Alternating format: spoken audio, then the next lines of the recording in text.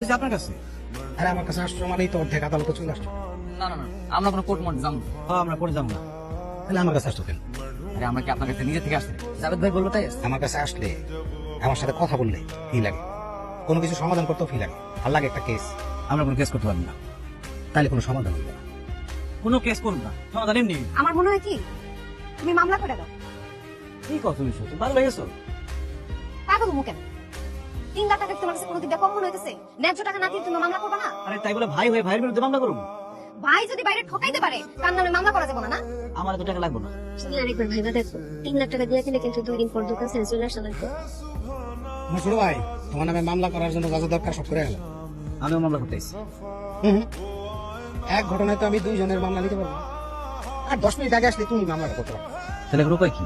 কোনো উপায় নাই, এখন ও হইলো বাদী আর তুমি হইলে আসামি। কত বড় নিমু খারাপ, বড় ভাইরে আসামি বানাই দিচ্ছে।